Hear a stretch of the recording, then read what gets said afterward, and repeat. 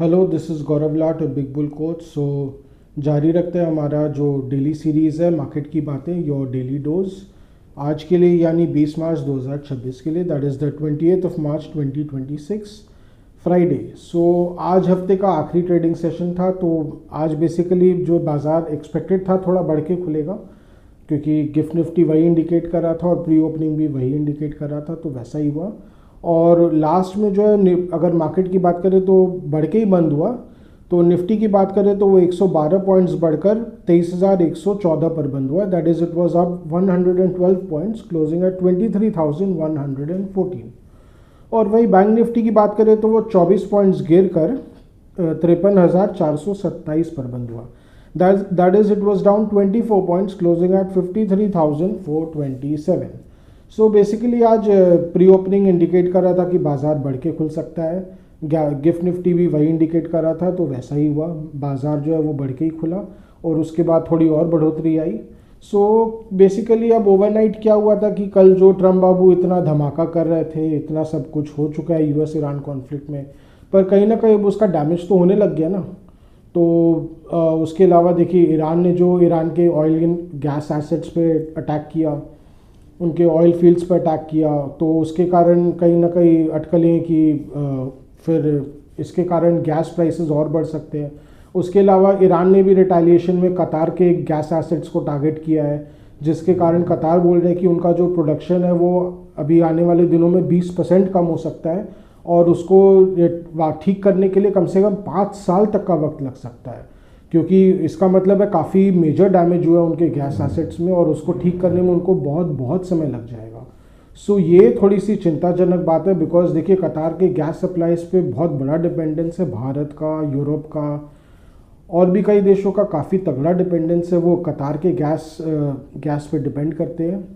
यानी कतार बहुत बड़ा नेचुरल गैस एक्सपोर्टर है। जो जिनको नहीं मालूम होगा जस्ट बता दूं, कतार is the largest natural gas exporter. उसके बाद रशिया आता है, और अब अमेरिका भी बहुत बड़ा एक्सपोर्टर बन गया नेचुरल गैस का। तो ये बहुत बड़ा प्रॉब्लम है। तो कहीं ना कहीं ट्रम्प बाबू ने कल ट्वीट करके अब बोल दिया है कि भैया अभी और वो फर्दर कोई टारगेट नहीं करेंगे ईरान के गैस एसेट्स को या ऑयल एसेट्स को। और उसके अलावा उन्होंने इजरायली पीएम को भी मना कर दिया कोई वो नया अटैक न इनिशिएट करे। तो बेसिकली अब समझ में आ रहा है कि इतना डैमेज हो रहा है, अब वो कोई और एस्केलेशन नहीं चाहते हैं, क्योंकि इससे और एस्केलेशन होगा तो देखिए स्टॉक मार्केट का बैंड बजना है, इकोनॉमी का बैंड बजना है। ये ट्रम्प बाबू को अब समझ में आ रहा है, क्योंकि देखिए ट्रम्प बाबू एक ट्रेडर है। भले ही ऐसे बोला जाता है कि वो बिजनेसमैन है, बट एक्चुअली वो बिजनेस में कभी सक्सेसफुल नहीं रहे हैं, वो ट्रेडिंग में ही सक्सेसफुल रहे हैं। So basically he is a trader and he can understand that और ज़्यादा डैमेज करना ठीक नहीं है। इससे स्टॉक मार्केट बहुत बहुत डैमेज हो सकता है। तो लेट्स होप कि कहीं ना कहीं हो सकता है अब थिंग्स कूल डाउन कर जाए। पर देखिए खतरा तो अभी भी बना हुआ है, यूएस ईरान कॉन्फ्लिक्ट का खतरा अभी भी बना हुआ है, क्योंकि ये कभी भी फ्लेयर अप कर सकता है। हो सकता है ईरान फिर से कोई अटैक इनिशिएट कर दे, क्योंकि इतना मार खा चुका है। उसके कारण रिटेलिएशन में इजराइल है, अमेरिका है, इनको फिर रिस्पॉन्ड करना पड़ जाएगा। तो ये देखिए अभी भी स्थिति चिंताजनक है, और तब तक एकदम से स्ट्रेट नहीं होगा जब तक दोनों तरफ से एक फॉर्मल सीज फायर का अनाउंसमेंट नहीं हो जाता है। जब तक अनाउंसमेंट नहीं हो जाता तब तक देखिए थिंग्स विल रिमेन टेंस, और मार्केट भी अब यही फैक्टर इन कर रहा है। देखिए तेल के दाम $100 के ऊपर चल ही रहे हैं। हालांकि ब्रेंट क्रूड अपने हाई से तो थोड़ा रिवर्ट कर चुका है, अपने $118 के हाई से तो अब $108 तक तो आ चुका है। तो पर फिर भी things it is too high, because देखिए भारत जैसे देशों के लिए तो बहुत ख़राब है, इतने high crude oil prices bear कर पाना बहुत मुश्किल है। उसके अलावा अमेरिका में भी अब इन्फ्लेशन की चिंताएं बढ़ने लग गई हैं, क्योंकि तेल के दाम बढ़ते हैं तो ऑब्वियसली सब चीज़ों पे इम्पैक्ट पड़ेगा। यूएस फेड ने तो बोल ही दिया है कि अब फिलहाल अभी तो वो कोई इंटरेस्ट रेट कट तो अब मत ही एक्सपेक्ट कीजिए। हालांकि साफ तौर पे उन्होंने नहीं बोला है, पर उनकी जो भाषा है वो कहीं ना कहीं अब ये बता रही है कि 2026 में कोई अब नया इंटरेस्ट रेट कट तो नहीं होने वाला है। और रिस्क ये है कि अगर यहाँ से अमेरिका में भी अगर इन्फ्लेशन बढ़ता है तो ब्याज दरें बढ़ सकती है। ये भी मार्केट के लिए अच्छा नहीं है। तो देखिए इस बीच थोड़ा सा तो देखिए एक बार के लिए आज सुबह को ठंडा था बाजार। डाउ जोन्स जो है वो कल 200 पॉइंट्स गिर के ही बंद हुआ था, बहुत ज़्यादा गिर के नहीं बंद हुआ, और सुबह को 150 पॉइंट ऊपर था डाउ फ्यूचर्स। तो ये इंडियन मार्केट के लिए थोड़ा सा अच्छा रहा। इसके कारण देखिए निफ्टी जो है वो 23,350 के लेवल्स तक गया, पर कहीं ना कहीं 23,320 के आसपास ही कहीं ना कहीं रेजिस्टेंस तो आ ही रहा था। और आप देख ले तो वहाँ पे डबल टॉप बना, अगर चार्ट पैटर्न में देखें तो डबल टॉप पैटर्न बना, जिसके कारण निफ्टी को फिर खिसकना पड़ा। देखिए सुबह बैंक्स को थोड़ा बहुत सपोर्ट मिल रहा था, पर जैसे दिन आगे बढ़ा बैंक्स बहुत वीक होते चले गए। तो बैंक निफ्टी जो एक समय लगभग 700 पॉइंट्स ऊपर था, वो दिन का अंत आते आते उसने अपने सारे ही गेंस दे दिए। तो प्राइवेट बैंक्स की तो एकदम बैंड बज चुकी है। HDFC बैंक तो वीक चल ही रहा था और दिन के अंत आते आते और वीक हो गया। अब उसके कारण देखिए ICICI बैंक है, कोटक बैंक है, एक्सिस बैंक, इनकी भी पिटाई शुरू हो गई है।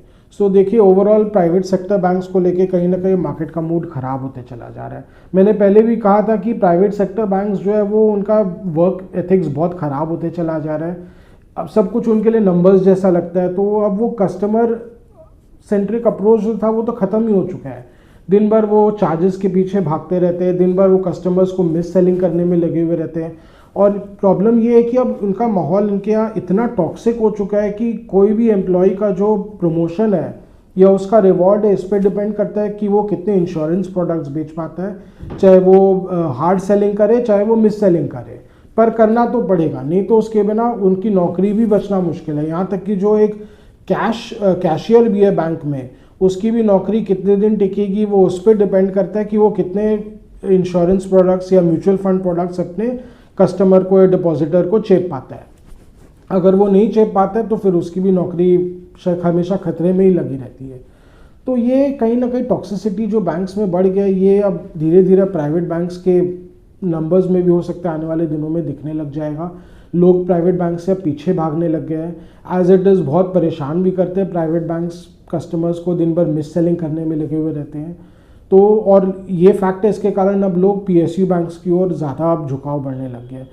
PSU बैंक्स का जो लोन ग्रोथ है अभी वो अच्छा है, तो मुझे जहाँ तक लग रहा है बहुत सारा स्मार्ट मनी आने वाले दिनों में ये प्राइवेट बैंक से निकल के PSU बैंक्स की ओर बढ़ते चले जाएंगे। इससे देखिए सीधे तौर पे SBI को बहुत फ़ायदा होगा, PNB है, यूनियन बैंक, जितने भी टॉप PSU बैंक्स हैं उनको बहुत फ़ायदा होने वाला है। And I will not be surprised अब इनमें एक फ्रेश तेजी कल को देखी जाए, आई विल नॉट बी सरप्राइज्ड, क्योंकि प्राइवेट बैंक्स में काफ़ी म्यूचुअल फंड्स का और ये सब का बहुत पैसा लगा हुआ है। स्मार्ट मनी FIs भी निकल ही रहे एक तरफा, वो तो शायद नहीं रिटर्न करेंगे, वो तो परमानेंटली एग्जिट कर रहे हैं, पर उसके अलावा बहुत जो PMSs है और भी म्यूचुअल फंड्स जो बेच रहे हैं प्राइवेट बैंक, सो वो धीरे धीरे हो सकता है स्विच करते चले जाएंगे। तो अभी के लिए हो सकता है थोड़ा टेम्पररी प्रेशर रहेगा PSU बैंक्स के लिए, but things are looking very bright for PSU banks in the medium to long term के लिए PSU बैंक्स के लिए अच्छा लग रहा है। तो देखिए प्राइवेट बैंक्स के लिए तो सीन खराब ही लग रहा है। और अब HDFC बैंक जो कल 770 का जिसने लो छुआ था, दिन के अंत आते आते 780 पे बंद हुआ। इनफैक्ट जो लो था 778 का था। आई विल नॉट बी सरप्राइज्ड अगर आने वाले हफ्ता में HDFC बैंक जो है वो अपने 770 रुपये के लो को भी तोड़ देगा। It will not B surprising अगर 700 के लेवल्स भी देखने को मिल जाए HDFC बैंक में, बिकॉज देखिए लोगों का मन एकदम टूट चुका है। आप देख लीजिए कल लगभग 18 करोड़ शेयर से ज़्यादा का ट्रेडिंग हुआ था, जिसमें almost 10 crore shares delivery mark हुए थे। आज भी 10 करोड़ से ज़्यादा शेयर्स के ट्रेडिंग हुए हैं, जिसमें I think delivery percentage is more than 50%। इसका मतलब साफ है लार्ज स्केल डंपिंग हो रहा है HDFC बैंक में। ये बात अलग है कि देखिए ICICI लोम्बार्ड और बहुत सारे ऐसे लॉन्ग टर्म बायर्स है जो लेने आ रहे हैं, because they are always looking for bulk buys. वो ठीक है, उन लोग तो अल्ट्रा लॉन्ग जिसको बोलते हैं ना वो कॉल ले रहे हैं, बट मीडियम टर्म के लिए तो ये सब बैंक्स ख़राब लग रही हैं। इनको अभी बहुत प्रेशर झेलना पड़ेगा। देखिए HDFC बैंक के जो चेयरमैन हैं उन्होंने जो परसों रेजिग्नेशन दिया था उसमें उन्होंने ये बात बताई थी कि वो वर्क एथिक्स से परेशान है। जो सीनियर मैनेजमेंट जिसको कंसर्न नहीं कर रहा है उसी से परेशान होकर उन्होंने एक डिज़ाइन करने का मन बना दिया। हालांकि उन्होंने कुछ उसको इलेबोरेट नहीं किया था कि क्या एग्जैक्ट वर्क इश्यूज़ है, पर कहीं ना कहीं अब थोड़ी क्लैरिटी अब सामने आ रही है। अभी 3 सीनियर मैनेजर्स को, ब्रांच लेवल मैनेजर्स को, जैसा कि रिपोर्ट्स आए उनको फायर किया गया है फॉर मिस सेलिंग 81 बॉन्ड्स। तो बेसिकली 81 बॉन्ड्स जिनको नहीं मालूम होगा तो मैं बता दूं कि एडिशनल टायर 1 बॉन्ड्स, तो बैंक्स को क्या होता है बहुत कैपिटल लगता है। बैंक्स जो है वो कर्ज लेते हैं डिपॉजिटर्स से, और जितने भी क्रेडिटर्स हैं जितने भी इंडस्ट्रियल हाउसेज है या होम लोन्स है उसमें वो बांट देते हैं, बिकॉज उनका काम ही है वो करना, लोगों से सस्ता कर्ज लेना और महंगे में 3-4% के मार्जिन पे लोगों को कर्ज देना। तो इसमें वो मार्जिन कमाते हैं। पर प्रॉब्लम ये है कि उसके अगेंस्ट उनको कैपिटल भी रखना पड़ता है कि भी अगर कोई डिफ़ॉल्ट कर गया तो आपके पास कैपिटल तो होना चाहिए ना, आपको तो डिपॉजिटर का पैसा हर हाल में लौटाना ही है। तो आपको एक कैपिटल एटलीस्ट 10 से 12% का हमेशा आपके, अगर आपने सपोज लोगों से डिपॉजिटर से सपोज 100 करोड़ लिए हैं, तो आपके पास 10 से 12 करोड़ की अपनी पूंजी होनी चाहिए, यानी अपना खुद का इक्विटी कैपिटल होना चाहिए। पर प्रॉब्लम ये भी कई बार कम पड़ जाता है, तो इसके कारण बैंकों को और एडिशनल फंड्स लगते हैं टाइम टू टाइम। उसके लिए वो क्या करते हैं, एडिशनल टायर 1 बॉन्ड्स, यानी अपनी कैपिटल एडिक्वेसी को मेंटेन करने के लिए एडिशनल बॉन्ड्स इशू करते हैं, जो कि इक्विटी का ही काम करते हैं। हालांकि वो एग्जैक्टली इक्विटी नहीं होते हैं, बट वो काफ़ी हद तक इक्विटी का ही काम करते हैं, तो बेसिकली रेज करते हैं। पर प्रॉब्लम ये है कि जैसे अभी येस बैंक के केस में तो बहुत सारे 81 बॉन्ड्स को बेचा गया था, उसमें क्या हुआ कि डिफ़ॉल्ट हो गया है, तो जितने भी 81 बॉन्ड होल्डर्स हैं उनके सारे पैसे चले गए, क्योंकि 81 बॉन्ड्स बोले ही जाते हैं कि अगर सपोज कोई मेजर डिफ़ॉल्ट होता है तो उसमें 81 बॉन्ड्स को तो पूरी तरह से इरेज कर दिया जाता है। तो 81 बॉन्ड होल्डर्स के तो सारे पैसे चले गए, और उन्होंने ये सब अग्रेसिवली मिस सेल किया था अपने कस्टमर्स को, खास करके अपने दुबई कस्टमर्स को काफ़ी सारे 81 बॉन्ड्स उन्होंने मिस सेल किए थे। ये प्रॉब्लम पहले भी आया हुआ है और अब फाइनली इसको लेके एक्शन लिया जा रहा है। पर प्रॉब्लम खाली यहीं पे नहीं रुक रही है, ऐसा भी बोला जा रहा है कि बहुत सारे अकाउंटिंग इश्यूज़ भी है। हालांकि ये सब मार्केट रूमर्स है फिलहाल, तो अभी भी कुछ कंफर्म नहीं है, पर डेफिनेटली कुछ ना कुछ तो देखिए प्रॉब्लम्स हो सकता है। क्या पता एवरग्रीनिंग की इशू हो। एवरग्रीनिंग बेसिकली अगर कोई आपका लोन डिफ़ॉल्ट कर रहा है तो वो डिफ़ॉल्ट ना करे, उसके लिए एडिशनल लोन्स आप दे देते हो, तो यही प्रॉब्लम है, उसको एवरग्रीनिंग बोलते हैं। तो वो सब इश्यूज़ भी हो सकते हैं, क्योंकि ऑलरेडी इंडसइंड बैंक में वो प्रॉब्लम आ चुका है, जिसका खामियाजा देखिए इंडसइंड बैंक भोग रहा है। उसके शेयर के दाम बहुत टूट चुके हैं ऊपर से, और वो अभी तक रिकवर नहीं की है। तो अगर एचडीएफसी बैंक में भी ऐसा कुछ अगर सामने आए तो देखिए बहुत बहुत प्रॉब्लमैटिक रहेगा। फिर इससे लोगों का मन बहुत टूट जाएगा, कल को कुछ भी हो सकता है एचडीएफसी बैंक का भी भाव जो अपने बुक वैल्यू तक आ जाए। इसका बुक वैल्यू मैं बता दूँ 364 रुपये है। तो अगर ऐसा होता है तो देखिए इन्वेस्टर्स के लिए बहुत बहुत बड़ा लॉस हो सकता है, बट आई होप ऐसा कुछ ना ही हो। बट ये सब प्रॉब्लम्स अभी फ़िलहाल प्राइवेट सेक्टर बैंक्स को प्रॉब्लम देते रहेंगे, और इसके कारण देखिए मार्केट भी प्रेशर में रहेगा, no doubt. So private banks का तो प्रॉब्लम चल ही रहा है आज। हालांकि ओल्ड इकोनॉमी स्टॉक्स में आज गेंस थे, बट वो भी सीमित तौर पे थे। अगर आप रिलायंस इंडस्ट्रीज़ देखें, एक समय 3% से ज़्यादा ऊपर था, उसने भी 1408 के लेवल से धीरे धीरे अपने गेंस दे दिए, तो ये 1400 के नीचे ही बंद हुआ। कहीं ना कहीं जो रिबाउंड आ रहा है वो सीमित ही है, बिकॉज देखिए बाइंग प्रेशर, ऊपर में बाइंग नहीं आती है। एफआईएस का सेलिंग तो चल ही रहा है, एफआईएस ने फिर से आज 5000 करोड़ का माल बेचा, डीआईएस ने भी उतना ही लिया। बेसिकली वही हो रहा है, एक फिक्स मैच की तरह, जितना एफआईएस बेच रहे हैं एक फिक्स मैच की तरह डीआईएस वो एब्जॉर्ब करते चले जा रहे हैं, क्योंकि दोनों के ब्रोकर सेम हो जाते हैं, वो ट्रेड्स मैच करा देते हैं। तो कहीं ना कहीं देखिए उसके कारण मार्केट प्रेशर में रहेगा। अभी आप देखिए तो गिफ्ट निफ्टी है 150 पॉइंट्स नीचे ही है अभी, क्योंकि डाउ जोन्स नीचे है, 300 पॉइंट्स डाउ जोन्स फिसला हुआ है। तो कहीं ना कहीं देखिए ओवरऑल मार्केट प्रेशर में रहेगा, बाउंसेस आते रहेंगे, बट वही बात है, लेगा कौन? हायर लेवल्स में ले वाली भी तो कोई नहीं करने आता ना। तो मार्केट में अभी भी डाउन प्रेशर मेंटेन रहेगा।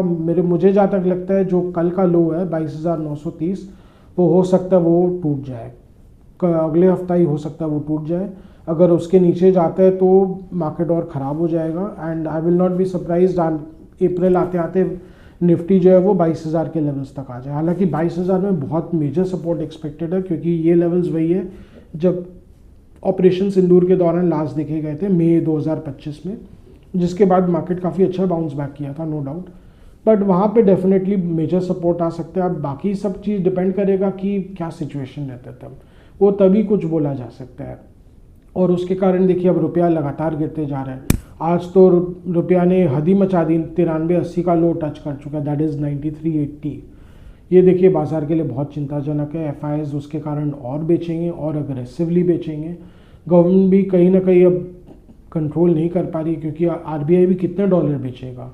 सो हो सकता है इसके कारण ड्रास्टिक स्टेप्स लिए जा सकते हैं आने वाले टाइम में। हो सकता है इम्पोर्ट कर्ब्स डाला जाए, कहीं ना कहीं इंपोर्ट कर्ब्स गवर्नमेंट को हो सकता है डालने पड़ेंगे, क्योंकि भैया इंपोर्ट करने के लिए भी तो डॉलर लगता है ना, कोई रुपए में तो नहीं हो पा रहा है। गवर्नमेंट चेष्टा कर रही है कि गल्फ से जितना हो सके रुपए में ही ट्रेड हो जाए, बट देखिए फ़िलहाल तो वो सब कागज़ में ही है, अभी तक वो रियल वर्ल्ड में इम्प्लीमेंट नहीं हो पाया है। और ट्रम्प बाबू भी बहुत खिलाफ है उसके, क्योंकि ट्रम्प बाबू तो एकदम अगेंस्ट हो रखे हैं कि कोई भी ये ट्रम्प बाबू तो खुल के बोलते हैं कि कोई भी इसकी ज़रूरत ना करे कि बिना डॉलर के ट्रेड करे, वो ऐसा होने नहीं देंगे। तो ये सब प्रॉब्लम्स देखिए मार्केट जूझता रहेगा, इंडियन इकॉनमी भी जूझ ही रही है, बट लेट्स बी ऑप्टिमिस्टिक। देखिए एक नॉर्मल इन्वेस्टर को तो होपलेसली ऑप्टिमिस्टिक होना पड़ेगा, उसके पास कोई चारा ही नहीं है। ट्रेडर पॉइंट ऑफ व्यू से तो देखिए बोल सकता हूँ मार्केट अभी ख़राब है, लेकिन बहुत ज़्यादा ख़राब होना भी अच्छा नहीं है। देखिए मैं भी एक इन्वेस्टर हूँ, मेरा फैमिली भी इन्वेस्टर है, तो वो भी बोलना बहुत अच्छा नहीं लगता है, बट देखिए it is an evolving situation, let's hope कि चीज़ें संभल जाए। देखिए अगर कहीं ना कहीं मेजर प्रॉपर सीज फायर होता है यूएस ईरान वॉर में, और उसके बाद धीरे धीरे टेंशन्स कम होती है, तो देखिए बाजार के लिए बहुत अच्छा है। उसके कारण हो सकता है एफआई सेलिंग भी कम हो जाए, तेल के दाम भी कम हो जाए। हालांकि तेल के दाम तो एकदम से कम इमिजिएटली होने वाले नहीं है, क्योंकि देखिए बहुत डैमेज हो चुका है। उसके कारण देखिए स्ट्रेट ऑफ हॉर्मुज को तो ईरान ने बंद कर रखा है, अगर वो पूरी तरह खोल देता है तो हो सकता है बातें चेंज हो सकती है, पर जब होगा तभी देखा जाएगा। फिलहाल के लिए तो ये सिचुएशन है कि निफ्टी जो है इमीडिएट टर्म्स में 22,700-800 के लेवल्स दिख रहे हैं, उसके बाद और डाउनसाइड एक्सपेक्टेड है। और उसके अलावा देखिए दो मेजर सेक्टर्स अब खराब हो ही चुके हैं, आईटी खराब चल ही रहा है और प्राइवेट बैंक स्पेस भी देखिए फिलहाल खराब दिख रहा है, इसमें कोई दो राय नहीं है। वहाँ से भी मार्केट को कोई रिलीफ नहीं मिलने वाला, मुझे तो पर्सनली नहीं लगता है। यही है मोटा मोटी आज का लेखा जोखा आज। उसके अलावा अगर आप मिड कैप्स की बात करें तो मिड कैप स्पेस भी आज अच्छा रिकवर कर गया था, ऑलमोस्ट 1.5% ऊपर था मिड कैप, जो हालांकि नहीं टिक पाया, उसके बाद सेलिंग प्रेशर आ ही जाता है। देखिए मिड कैप में भी फिलहाल सेलिंग प्रेशर रहेगा, but let's see mid caps and small caps में ऑलरेडी काफ़ी डाउनसाइड आया हुआ है, तो मुझे नहीं लगता है बहुत मेजर डाउनसाइड इमीडिएट टर्म्स में mid caps and small caps में दिखता है। इनफैक्ट मेरे हिसाब से तो अभी एफआईएस की भी जो ज़्यादा सेलिंग चल रही है वो मेगा कैप्स भी ज़्यादा है, तो मेगा कैप्स ही मोस्ट लाइकली ज़्यादा प्रेशर में रहेंगे फिलहाल। सो यही था आज का हमारा डेली डोज मार्केट की बातें। सो आज का हमारा डेली डोज यहीं तक रखते हैं। आशा करें कि आपको हमारी डेली व्लॉग्स अच्छी लग रही हो। Do like share and subscribe to our channel, do hit the bell icon for regular update on our videos. अगर आपको कुछ स्टॉक स्पेसिफिक जानना हो, मार्केट के बारे में कुछ जानना हो, या कुछ सेक्टर स्पेसिफिक जानना हो, तो please write in our comment section. We will get back to and help you in any way possible as much as possible. Again अगर आपको कुछ कमेंट्स या फीडबैक देना हो तो please write in our comment section. Your comments feedback are really important for us. अगर आपको कुछ वन-on-one इंटरेक्शन चाहिए तो please again write to us. We will make sure that it happens and we are always open for one-on-one interaction. So आज के लिए thank you.